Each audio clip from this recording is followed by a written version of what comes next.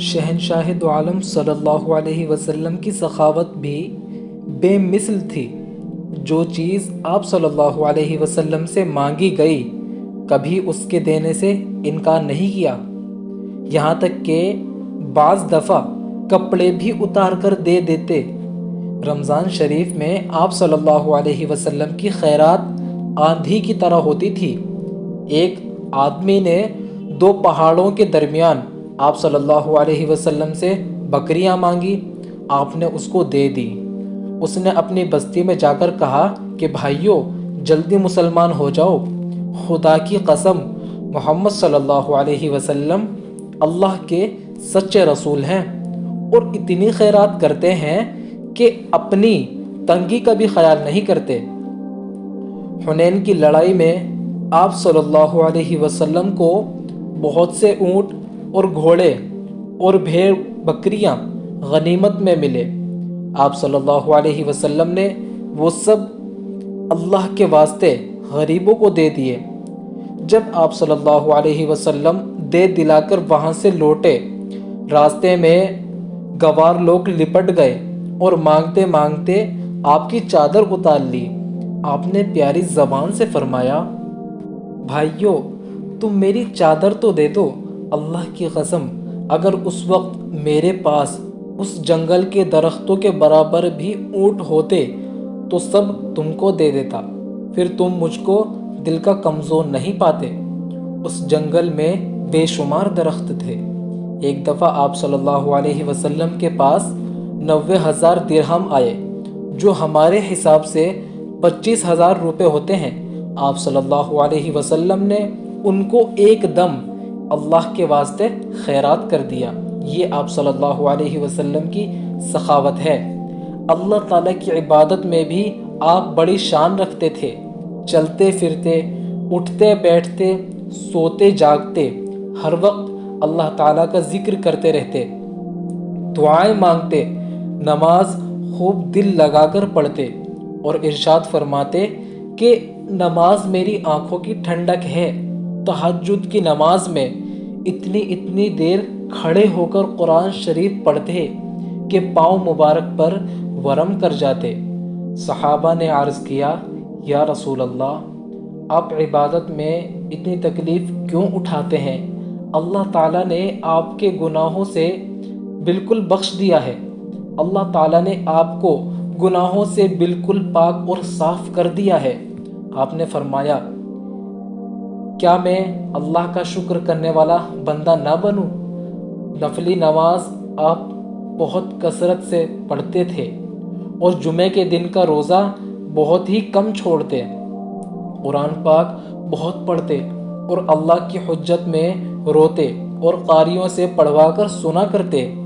اپنے گھر والوں کے حقوق بڑی احتیاطی سے ادا کرتے، یہاں تک کہ 9 بیویوں کی موجودگی میں بھی کسی کے حق میں فرق نہیں آنے دیا آپ صلی اللہ علیہ وسلم نے، اور ہر ایک کے ساتھ اچھا برتاؤ کرتے اور سب کو خوش رکھتے، ذرہ بھر کسی کے حق میں کمی نہ آنے دیتے، باری باری بڑے انصاف کے ساتھ ہر بیوی کے یہاں تشریف لے جاتے، اپنے رشتہ داروں کا بڑا خیال رکھتے تھے آپ صلی اللہ علیہ وسلم اور ان کے حق ادا کرتے۔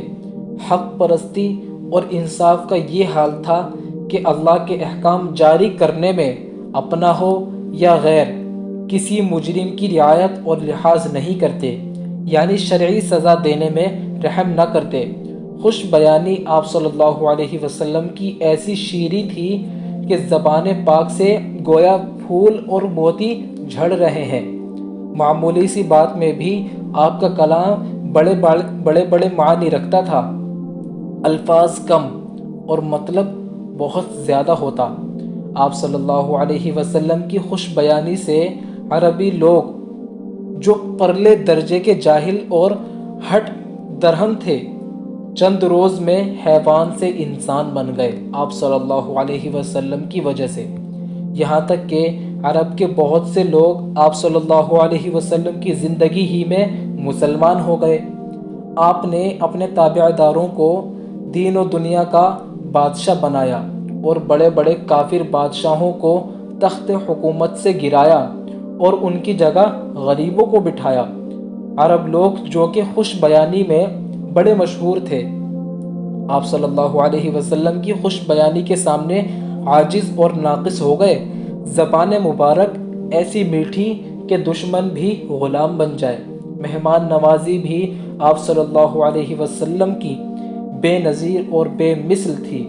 مسلمان ہو یا غیر مسلم، ہر ایک کی بہت خدمت کرتے تھے اور ارشاد فرماتے کہ مہمان کی خدمت اور خاطر کرنا دین اسلام کی نشانی ہے۔ ایک دفعہ 4 کافر آپ صلی اللہ علیہ وسلم کے مہمان بنے۔ آپ نے ان کی بڑی خدمت کی، اچھی طرح کھلایا پلایا اور ان کے آرام کے لیے بستر بچھوا دیا۔ رات کو ان میں سے ایک کو بد ہضمی ہو گئی اور بستر پر ہی گندا نکل گیا۔ اس کے ساتھیوں نے کہا، یہ تو بڑی ذلت کی بات ہے اور نہ معلوم ہمارے ساتھ کیا معاملہ ہوگا۔ آپ صلی اللہ علیہ وسلم ہمارے ساتھ اس کے بعد کیسا برتاؤ کریں گے؟ چلو بھاگ نکلو۔ اسی وقت چلے گئے اور ایک ہار سونے کا بھول گئے۔ وہ اس کو لینے کے لیے پھر واپس آئے تو کیا دیکھتے ہیں کہ رحمت عالم صلی اللہ علیہ وسلم اس بستر کو دھو رہے ہیں۔ آپ نے ان کو ہار دے دیا اور فرمایا، بھائیوں، کیا تم میں سے کسی کو کچھ تکلیف ہو گئی تھی؟ مجھے تمہاری تکلیف سے بہت دکھ اور رنج پہنچا ہے۔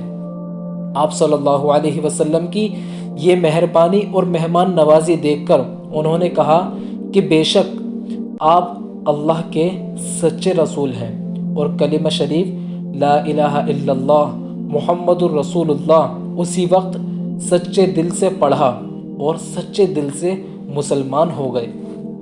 اے سچی نبوت، تیری شان عظمت، اے نبوت کا دعویٰ کرنے والوں دجالوں، لوگوں کو لوٹ لوٹ کر کھانے والوں، خدا کے قہر سے ڈرو، اور اے جھوٹے نبیوں کے ماننے والوں توبہ کرو۔ خاتم الانبیاء محبوب خدا صلی اللہ علیہ وسلم سے شرم کرو، خدا کی پکڑ سے بچو، بے ایمانی چھوڑ دو۔ یہ آپ صلی اللہ علیہ وسلم کی سخاوت ہے۔ آپ صلی اللہ علیہ وسلم کی سخاوت پورے عرب ملک میں مشہور تھی، اور آپ صلی اللہ علیہ وسلم سے سخی آدمی کوئی اس دنیا میں نہیں ہو سکتا۔